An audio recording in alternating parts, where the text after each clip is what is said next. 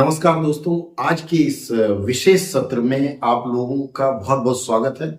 आज मैं दैनिक जागरण में छपी एक खबर के बारे में चर्चा करूंगा और इस खबर से उठी बातों में। दैनिक जागरण का यह रिपोर्ट देखिए कहता है कि न्यायपालिका का व्यवहार सुपर संसद जैसा, ये हमारे माननीय जगदीप धनखड़ जी ने कहा है।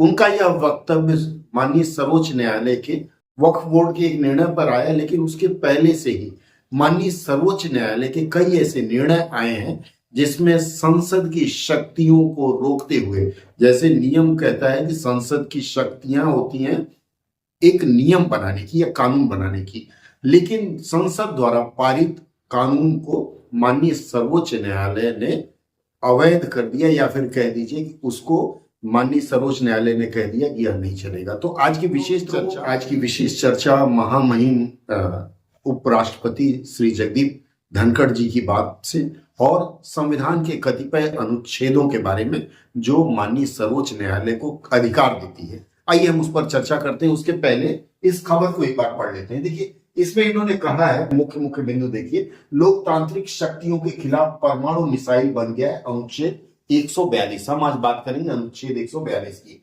और इन्होंने जो आपत्ति दर्ज कराई है जस्टिस वर्मा के मामले में, अभी तक एफआईआर क्यों नहीं, इनका कहना है कि ठीक है, आप यदि इतने ही तो इस पर इन्होंने आपत्ति जताई है कि माननीय न्यायाधीश श्री यशवंत वर्मा जी के घर में बहुत सारे नोट मिले थे। कोई अग्निकांड हो गया था और वहां जब अग्निशमन दल गया तो उनको नोटों के बंडल मिले थे ढेर सारे। उसी के ऊपर जस्टिस वर्मा जी के बारे में इन्होंने कहा। उसके अलावा उपराष्ट्रपति जी ने यह भी कहा है कि राष्ट्रपति संविधान के संरक्षण, सुरक्षा और बचाने की शपथ लेता है। इनका कहना है कि राष्ट्रपति का काम है जितने भी नियम कानून बनते हैं देश में उनकी देखभाल करना या उसको लागू करने के लिए हस्ताक्षर करना। संसद का काम है कि कानून बनाना, संविधान के अनुच्छेदों में लिखा हुआ है, लेकिन यहां उनके अनुसार यह अतिक्रमण होता है। घटना कैसे शुरू होती है? अभी हाल ही में तमिलनाडु बनाम वहां के राज्यपाल, मतलब महामहिम राज्यपाल और तमिलनाडु में एक विवाद चल रहा था कि कोई भी बिल या कोई भी विधेयक माननीय राज्यपाल जी को भेजा जाता था तो वहां लंबित रहता था। कुछ 10-12 ऐसे बिल थे, तो उसको लेकर के माननीय सर्वोच्च न्यायालय ने यह निर्णय दिया था कि महामहिम राज्यपाल अपने पास कोई भी बिल लंबित नहीं रख सकते। एक अवधि उन्होंने निर्धारित की थी और माननीय सर्वोच्च न्यायालय ने महामहिम राष्ट्रपति जी को भी एक आदेश दे डाला कि राज्यपाल जी तो रोक सकते नहीं, राज्यपाल जी को इसको आगे अग्रेसित करना होगा। अगर निर्णय नहीं दे पा रहे हैं तो, अगर नहीं हो रहा है तो उसको पारित माना जाएगा। और महामहिम राष्ट्रपति जी को भी जिस दिन यह महामहिम राज्यपाल जी के कार्यालय से उनके कार्यालय भेजा जाता है उसके 30 दिन के अंदर निर्णय देना ही होगा कि इस पर क्या होना चाहिए, अन्यथा उसके बाद हुआ कि अगर वो नहीं कर। माननीय सर्वोच्च न्यायालय के इन आदेशों के अनुसरण में हाल ही में तमिलनाडु सरकार ने भी कुछ ऐसे विधेयक हैं जो बिना महामहिम राज्यपाल जी के हस्ताक्षर के पारित कर दिया। तो इसमें सबसे पहले यहाँ इन्होंने कहा है जो कि अनुच्छेद 142 के बारे में थोड़ा सा हम जानने का प्रयास करते हैं कि आखिर भारतीय संविधान का यह अनुच्छेद 142 है क्या। देखिए, अगर हम अनुच्छेद 142 की बात करें तो भारतीय संविधान के हिंदी वाले संस्करण से यह मैंने निकाला है। देखिए, इसमें स्पष्ट रूप से लिखा हुआ है कि उच्चतम न्यायालय की डिक्रियों और आदेशों का प्रवर्तन और प्रकटीकरण आदि के बारे में आदेश, ये जो 142 है, इसमें कहा गया है उच्चतम न्यायालय अपनी अधिकारिता का प्रयोग करते हुए ऐसी डिग्री पारित कर सकेगा या ऐसा आदेश कर सकेगा जो उसके समक्ष लंबित किसी वाद या विषय में पूर्ण न्याय करने के लिए आवश्यक हो। और इस प्रकार पारित डिग्री या किया गया आदेश भारत के राज्य क्षेत्र में सर्वत्र ऐसी रीति से जो संसद द्वारा बनाई गई, यहां भी इसमें संसद द्वारा बनाई गई विधियों का हवाला दिया गया, किसी विधि द्वारा।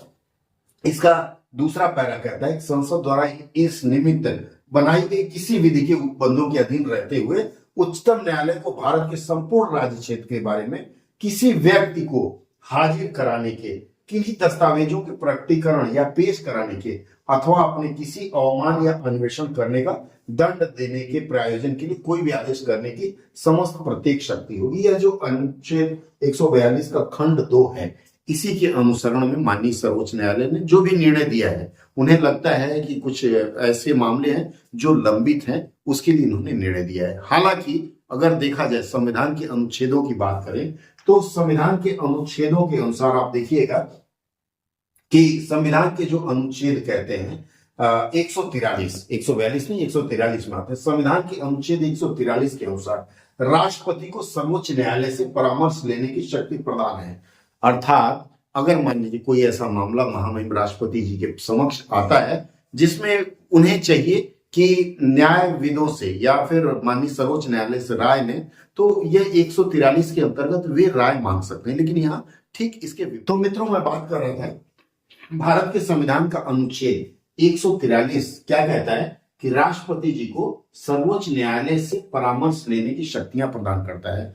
किन परिस्थितियों में ये शक्तियां प्रदान की जाती है, इसका अनुच्छेद 1 कहता है कि यदि किसी समय राष्ट्रपति को प्रतीत होता है कि विधि या तथ्य का कोई ऐसा प्रश्न उत्पन्न हुआ है या होने की संभावना है जो सार्वजनिक महत्व का है और उस पर सर्वोच्च न्यायालय की राय प्राप्त करना समीचीन है, तो वह उस प्रश्न को विचार करने के लिए सर्वोच्च न्यायालय को निर्देशित कर सकता है। अर्थात मान लीजिए कोई ऐसा मामला आया है और उन्हें राय लेनी है तो वो कर सकते हैं। लेकिन चूंकि इस मामले में उल्टा हुआ है, माननीय सर्वोच्च न्यायालय ने राष्ट्रपति जी को अपनी ओर से आदेश दिया, राय नहीं दिया है और इसी को लेकर के पूरी घटना है। अब ये देखिए, अगर हम बात करें कि यह नियम कानून बनाने का अधिकार किसका है, तो देखिए इसमें लिखा हुआ भारत के संविधान में कानून बनाने के अधिकार का वर्णन अनुच्छेद किसमें है, 245 में 245 में है। और इस अनुच्छेद के अनुसार संसद और राज्य विधानसभाओं को अपने अपने अधिकार क्षेत्र में कानून बनाने का अधिकार है। इसका मतलब है कि राज्य विधानसभा राज्य के लिए कानून बनाएगी और लोकसभा और राज्यसभा मिलकर के बनाएंगे या पारित करेंगे पूरे देश के लिए, जो केंद्र सरकार से है और पूरे देश से है। तो अगर सर्वोच्च न्यायालय ऐसी सुनवाई के पश्चात जो ठीक समझता है उस पर अपना प्रतिवेदन कर सकता है। ये जो मामले हैं, ये मामले वास्तव में अगर देखा जाए कि अभी हाल ही में कुछ ऐसे निर्णय हुए, जैसे अब महामहिम धनखड़ जी को आपत्ति कहाँ है, उन्होंने देखिए यहाँ संदर्भ दिया है कि माननीय सर्वोच्च न्यायालय को यह मामला संवैधानिक पीठ को आगे भेजना था और इसका निर्णय संवैधानिक पीठ लेती। संवैधानिक पीठ में 8 सदस्य होते थे पहले और उस 8 में से यदि 5 कोई निर्णय दे देते तो वह सर्वमान्य होता था। इनका कहना है कि इसमें अभी माननीय सर्वोच्च न्यायालय में कुल 34 न्यायाधीश हैं, तो पीठ में न्यायाधीशों की संख्या बढ़ाई जानी चाहिए, यह बात की बात है। उनके अनुसार उन्होंने और भी कहा है कि 1973 की घटना है, उसमें न्यायाधीश केशवानंद भारती जी का एक मामला था और केशवानंद जी ने उस समय खुद को संविधान का संरक्षक बताते हुए एक निर्णय दिया था, जो पहली बार ऐसा हुआ था कि सर्वोच्च न्यायालय ने कोई विशेष निर्णय दिया था किसी कानून के ऊपर। लेकिन ठीक उसके 2 साल के बाद भारत में आपातकाल लागू हो गया था।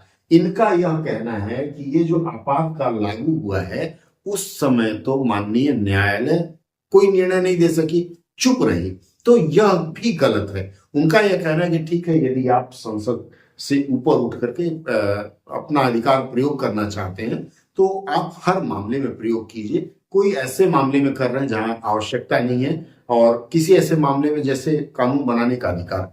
अब जो मुझे लगता है जो मूल समस्या धीरे धीरे उत्पन्न हो सकती है वह यह कि अब माननीय सर्वोच्च न्यायालय ही आदेश करती रहे कि भाई इसमें कानून बनाओ, इसमें कानून बनाओ, उसकी समीक्षा करे और उसको फिर जबरदस्ती कहे पारित करो, यह इनका मानना है। तो इस तरह की घटनाएं होती हैं जब, तो फिर न्यायपालिका और कार्यपालिका में टकराहट होता है और वो किसी भी देश के लोकतंत्र के लिए माना जा सकता है कि सही बात नहीं है। खैर, जुड़े रहिए हमारे साथ, इसके ऊपर और भी जो भी प्रगति होगी उस पर हम चर्चा करते रहेंगे। इसके अलावा समसामयिक घटनाओं पर चर्चा के लिए और उसकी जानकारी के लिए हमारे साथ जुड़े रहें। अगर आपने सब्सक्राइब नहीं किया तो सब्सक्राइब कर लें। मिलते हैं अगले सत्र में।